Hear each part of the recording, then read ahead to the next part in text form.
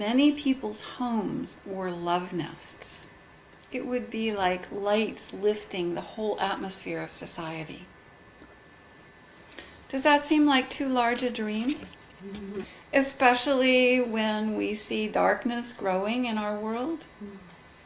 But even amidst great darkness, a garden of pure, everlasting love can be present, if there are those who care for these gardens. It is actually the garden of love that is real and everlasting. Darkness is temporary and ultimately not real. So again, it may seem like too large a problem for just one person to make any significant change in society. It's kind of like the problem of climate change. Most people don't feel there's much they can do about it.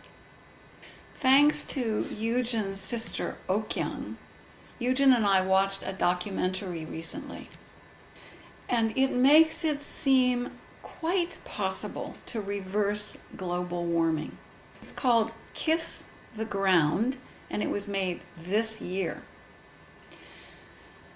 To me, it's an example of heaven's power to heal enormous problems. And the approach is actually so simple and natural. And it's right under our feet, the soil. So in this documentary, they tell us that soil has the unique ability to draw down carbon from the atmosphere and store it. If enough farmers farm the way nature does, that can work. I typed some of the words spoken in this documentary, and I want to read a short quote. The soil contains an entire universe of life. In every handful of healthy soil, there are more organisms than the number of people who have ever lived on planet Earth. I didn't know that, did you? But the modern industrial agriculture, which uses chemicals and plows the soil, kills these microorganisms. A man, Paul Hawken, has a comprehensive plan to reverse global warming, and it's called biosequestration. But in simple terms, use plants, lots of different plants, to capture the carbon in the atmosphere and store it in the soil. If we would do this, we could reverse global warming in just 30 years. The problem is getting people to change. Changing farmers to go back to the way of farming that they did before World War II, that is in harmony with nature.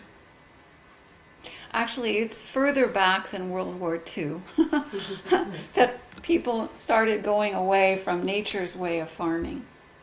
There's far more in this documentary, and it's exceptionally well done, with many people bringing studies and examples. I highly recommend you watch it. It's on Netflix and possibly in other places too. To me, it shows another aspect of the power of the garden to heal our planet. So we've considered today the power of the garden to seed a new world. And we've looked at many practical ways to do that. So let's do it and seed a new world. Okay, I was especially touched with Diane Nim speaking about women leading the restoration, and this gives her a more tangible understanding of how. And also to feel Jaya Nim representing the hearts of many of you in her happiness to be together with her sisters and brothers and older friends. And 당신의 통찰 저한테 너무 좋았어요. Your insights that you spoke were also wonderful to me. I want to name Youngsun-nim's.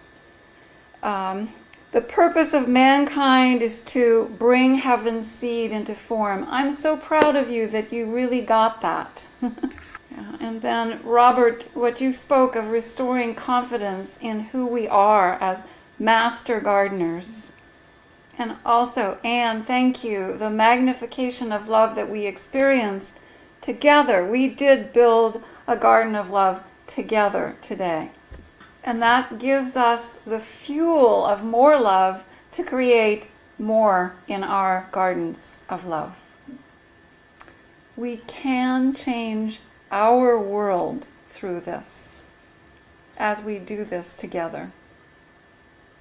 아주 기쁩니다. Thank you so much. I'm so glad.